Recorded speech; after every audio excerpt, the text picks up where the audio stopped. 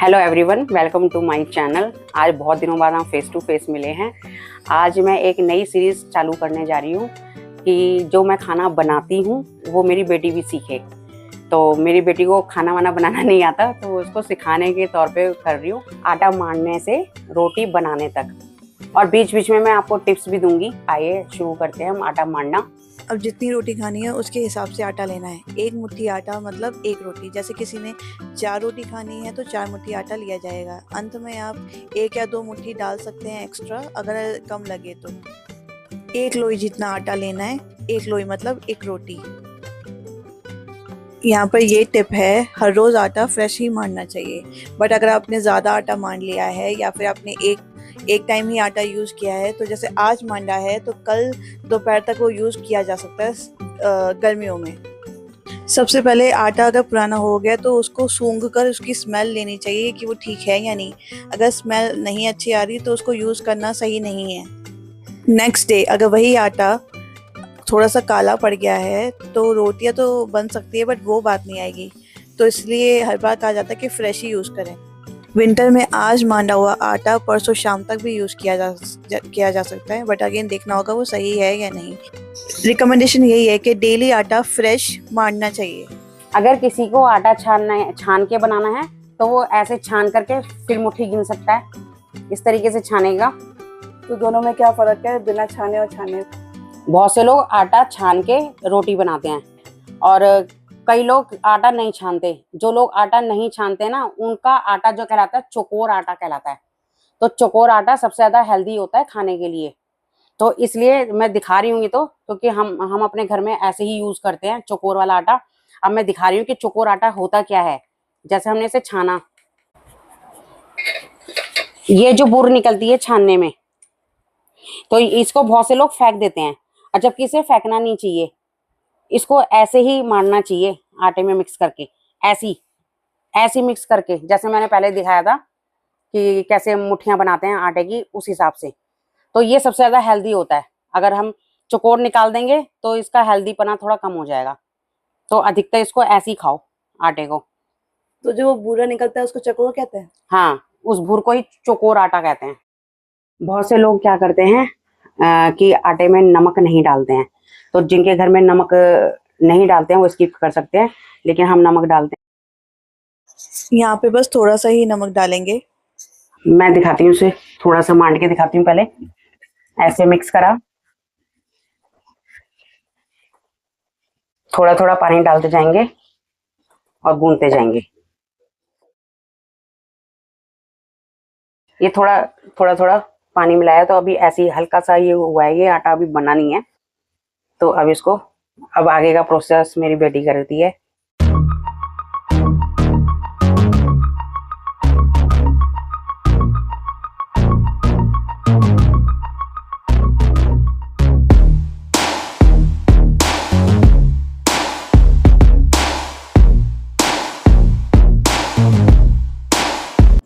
और डाल पानी, अभी इसमें और डालेगा। बस थोड़ा थोड़ा ही डालना है, थोड़ा थोड़ा ही मांडना है उसको।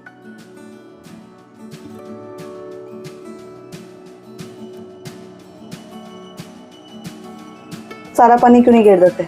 सारा पानी गिरने से एकदम आटा गीला हो जाता है, इसलिए थोड़ा थोड़ा करते रहना चाहिए, पानी डालते रहना चाहिए थोड़ा थोड़ा, ताकि जिससे आटे में ज्यादा पानी ना हो और पानी एब्जॉर्ब कर ले आटा।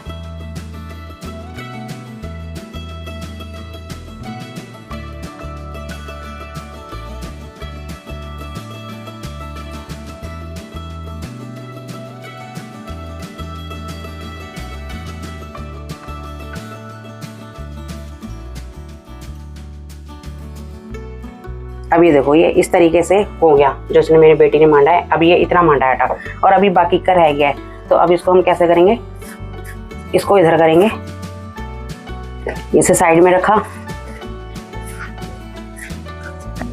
और ये भी हो गया है। अगर हम इकट्ठा पानी डाल देंगे तो इकट्ठा पानी डालने से आटा ज़्यादा गीला हो जाएगा। अब ये इतना बचा है, अब ये इसमें थोड़ा सा पानी डालेगा,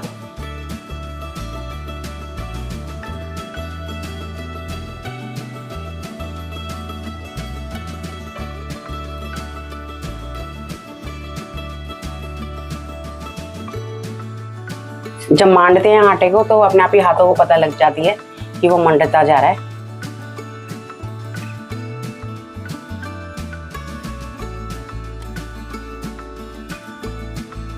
ये पहली बार आटा मांड रही है, इसलिए इसे अभी मांडना नहीं आ रहा है। बस और पानी नहीं डालना, सारा आटा इकट्ठा करो।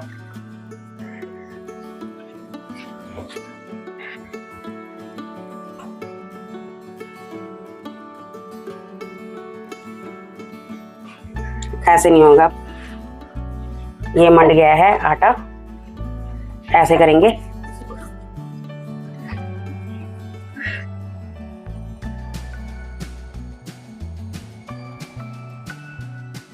देखो इसलिए अंगूठी नहीं उतारी और अंगूठी में भी आटा चिपक गया।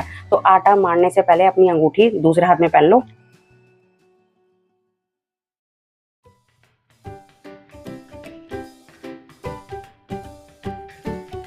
ये आटा मंड के हो गया है तैयार, लेकिन अभी ये 5 मिनट के लिए रेस्ट करेगा, उसके बाद फिर से ठीक करेंगे इसको आटे को। अब इसको हम ऐसे छोड़ देंगे और इस पे हम लगाएंगे पानी थोड़ा सा दोनों तरफ। ये देखो ऐसे पानी लिया, ऐसे लगाया। पानी लगेगा दोनों तरफ आटे को स्मूथ करने के लिए।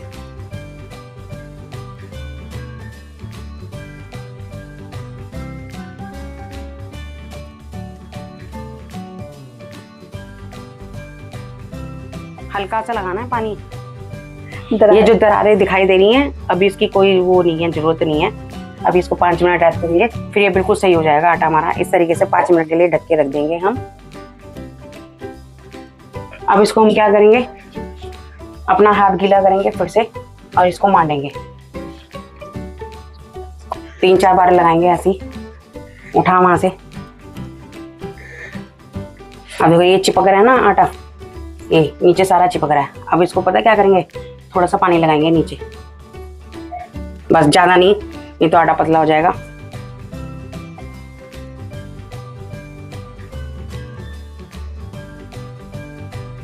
ऐसे करना है, ऐसे उठाया, ऐसे मांडा इसे।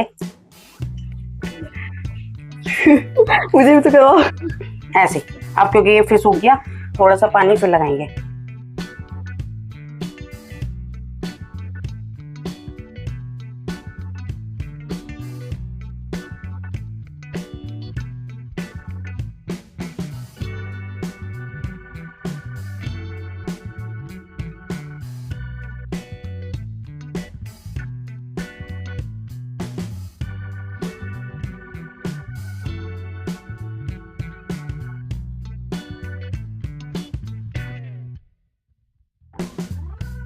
ये थोड़ा सा सूख गया, फिर हमने अब फिर से पानी लगा, यहाँ लगा बर्तन के अंदर, चारों तरफ लगा। इसे इसे इसे गीले पे कर ले, थोड़ा सा लगा पानी।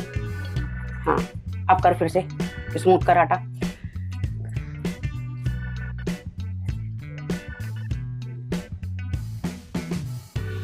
एक टिप है कि जब भी आटा मांडे तो पंखा बंद करके मांडे, नहीं तो पंखे की जिस तरीके से मेरी बेटी कर रही है, पंखे से आटा सूख जाता है। इसलिए 5 मिनट के लिए पंखा बंद करके फिर आटे को मांडेंगे हम।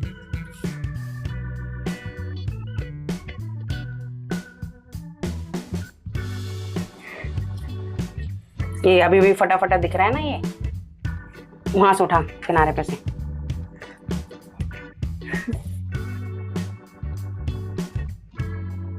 ये देखो ऐसे पानी लगाया, ऐसे आटे को लुढ़काया। अब ये बिल्कुल मंड के तैयार है हमारा आटा।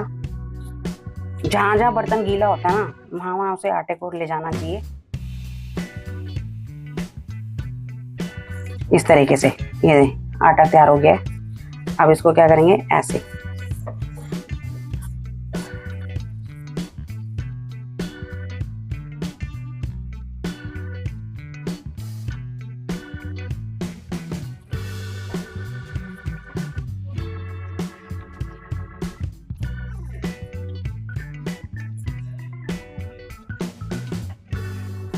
यहाँ से उठाओ उसे आटे को, जैसे मैं कर रही थी वैसे कर रहे।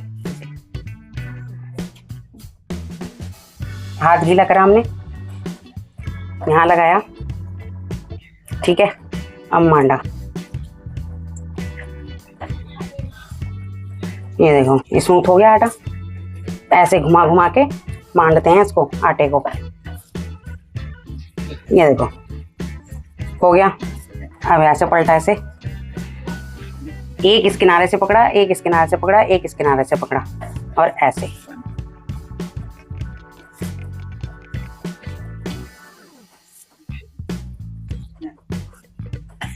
ये आटा की स्पेशल टिप है कि जब हम खाना बनाएंगे उससे आधा घंटा या 1 घंटा पहले मांड के रख लेंगे आटे को, जिससे कि रोटियां हमारी अच्छी बनेंगी।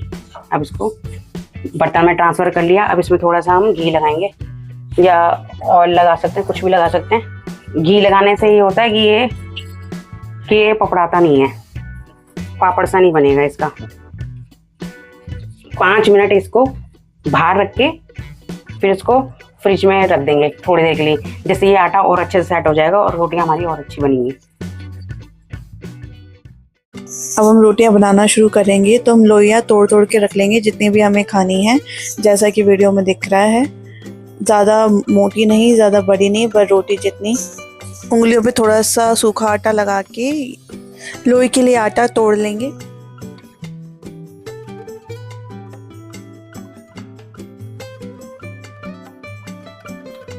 जितनी रोटी खानी है उसके लिए लोइयां तैयार कर लेंगे और उनको बना बना के रख लेंगे। अब हम चकले पे भी थोड़ा सा आटा लगाएंगे और हम बेलन पे भी लगाएंगे। हमारा स्टील का बेलन है तो उस पर लगाएंगे, वैसे किसी भी बेलन पे भी लगाया जा सकता है। और अब लोई को भी दोनों तरफ से आटा लगा के अब हम उसको बेलना शुरू करेंगे। जब लोई थोड़ी सी बिल जाए तो हम उस पर दोनों तरफ सूखा आटा लगाएंगे और फिर बेलना शुरू करेंगे। हमें किनारे पे ही प्रेशर देना है, लेकिन ज़्यादा प्रेशर नहीं, हल्का सा ही प्रेशर देना है, क्योंकि अगर ज़्यादा देंगे तो फिर जब रोटी सिकेगी वो कैड़ी सिकेगी।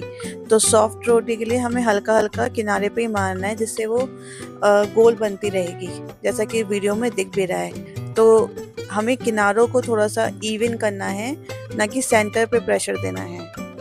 इससे रोटी सॉफ्ट बनेगी, जैसे कि मैंने कहा।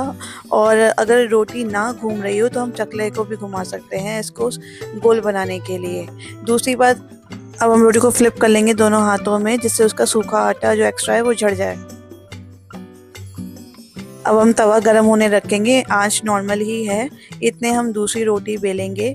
इसमें हम लोई को, मतलब जैसे कि कहा कि आटे में सूखा आटा में हम लगा रहे हैं, लेकिन इस बात का ज़रूर ध्यान रखिए, जब कभी रोटी बेलते हुए जब वो बड़ी हो रही होगी, जब वो अगर सूखने लग जाए तो भी हम दोनों तरफ उसका आटा लगाएंगे। लेकिन ज़्यादा आटा, जब रोटी प्रॉपर बड़ी बन जाएंगी तब हमें आटा नहीं लगाना है दोनों तरफ, क्योंकि जब ये सिकेगी तो ये जगह जगह काली पड़ सकती है। जहाँ पे भी ज़्यादा सूखा आटा होगा तो सिकते हुए वो थोड़ा पार्ट जल सकता है, इसलिए हमें एक्स्ट्रा आटा झाड़ना चाहिए। अब तवा गरम हो गया है, जैसे कि दिख रहा है कि हम ऐसे जजमेंट ले सकते हैं। और इसको थोड़ा सा साफ करके हम इसके ऊपर, रोटी डालने से पहले हमें तवे पे चिकनाई लगानी चाहिए। रोटी के लिए हम घी लगा सकते हैं तवे पे, बट कुछ लोग ऑयल भी लगाते हैं, बट हम घी लगाते हैं जिससे रोटी चिपके ना तवे पे, इसलिए उसको लगाना होता है। अब ये, और घी लगा के हमें थोड़ा सा उसको कपड़े से साफ करना चाहिए तवे पे, जैसे कुछ सेकंड्स पहले तवे को साफ किया गया था कपड़े से। पहले हमें रोटी की एक साइड को सेक लेना है, मीनवाइल हम दूसरी रोटी भी बेल सकते हैं। अभी यहाँ पे आंच नॉर्मल है, आंच का ज़रूर ध्यान रखें रोटी सेकते हुए, क्योंकि अगर तवा गर्म होने लगेगा तो रोटी जलनी शुरू हो जाएगी। बट अभी ये पहली रोटी है तो अभी हम ऐसे नॉर्मल आंच रख सकते हैं। 43 सेकंड्स के बाद हमने ये साइड पलट दी है। अब हम दूसरी साइड को सेकेंगे। आपको दिख रहा होगा कि पहली साइड पे थोड़े बबल्स आ गए हैं, तो वैसे ही बबल्स हमें दूसरी साइड पे चाहिए। और जैसे कि मैं पहले बोल रही थी कि हम स्टॉक में बेल के रख सकते हैं रोटियां, बट हमें 3 से ज़्यादा नहीं बेलनी है, क्योंकि वो सूख सकती हैं। अब दूसरी साइड भी पक गई है, अब हम इसको सीधा गैस पे सेकेंगे। हमने 20 सेकंड तक दूसरी साइड को तवे पे सेका था, अब हम सीधा गैस पे सेक रहे हैं। तो गैस पे वो वाली साइड जाएगी जो फर्स्ट साइड हमने सेकी थी।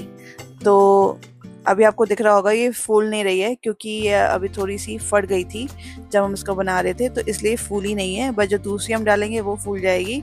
तो हमें इसको उठा उठा के, जैसे कि वीडियो में दिख रहा है, बिल्कुल वैसे ही सेकनी है रोटी। बिकॉज अगर ज़्यादा लंबे समय तक रखेंगे तो वो जल सकती है, इसलिए बिल्कुल ऐसे। अब हमने दूसरी रोटी डाली है, बट यहाँ पे इस सेक्शन में हम तवा को मैनेज करेंगे, क्योंकि अब ये दूसरी रोटी है तो ऑब्वियसली ये पहली रोटी से के कंपैरिजन में जल्दी सिकेगी।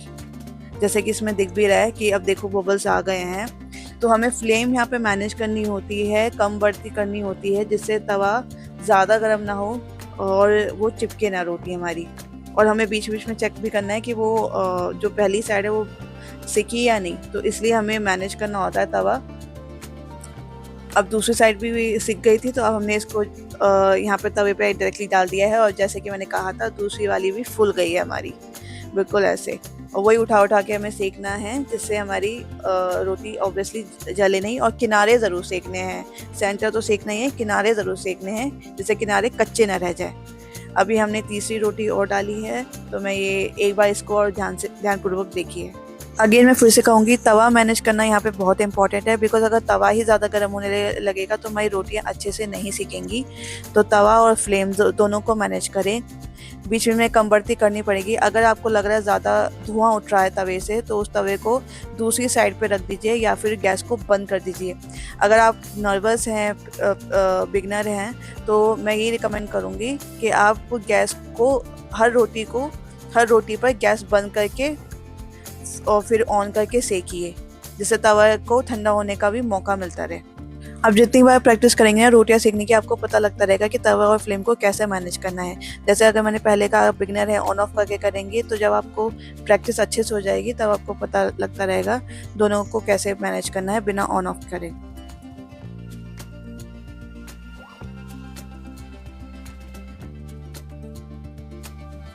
जब रोटी सीख जाए तो अब हम उस पर घी लगाएंगे। अब हम एक फाइनल रोटी और दिखा रहे हैं यहाँ पे। लेकिन जब सारी रोटी सिक जाएगी तो आप जिस बर्तन में उसको रखते हैं, हम अपने कटोरा में रखते हैं, तो हम उसमें कपड़ा लगा के रखते हैं रोटियों को। लेकिन तुरंत नहीं रखते हैं। जब सिक जाती है थोड़ी देर बाद, मतलब हल्की सी मुलायम हो जाती है, तब हम कटोरा में रखते हैं। और उसे ढक के रखना चाहिए कपड़े से, नीचे भी और ऊपर भी। और जब हम उसका कटोरा का जो ढक्कन होता है, कुछ टाइम बाद उसमें मॉइस्चर आ जाता है, उस ढक्कन से मॉइस्चर हटा के हमें फिर से ढक्कन को लगाना चाहिए। बीच बीच में चेक करना चाहिए, जिससे रोटियां सौगी ना हो। इसलिए हमें मॉइस्चर हटा देना चाहिए ढक्कन से।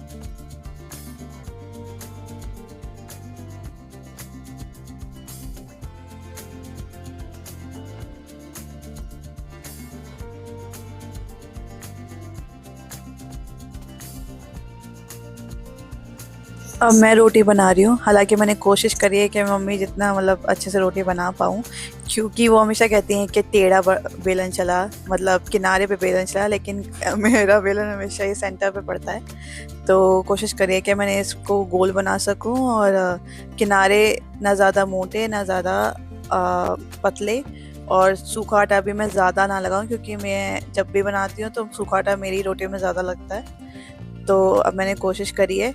ऐसा होता है कि पहली रोटी हमेशा सही बनती है, पर लेकिन बाद में जब मैं रोटी बनाती हूँ, क्योंकि मुझसे तवा मैनेज करना मुझसे नहीं हो पाता, तो इसलिए मैंने वीडियो में बोला था कि तवा मैनेज करना और फ्लेम मैनेज करना बहुत क्रूशियल है। तो ये मेरी पहली रोटी है जो मैंने बना के दिखाई है। और चलो आगे देखते हैं मैं कैसे सेकती हूँ तवे पे।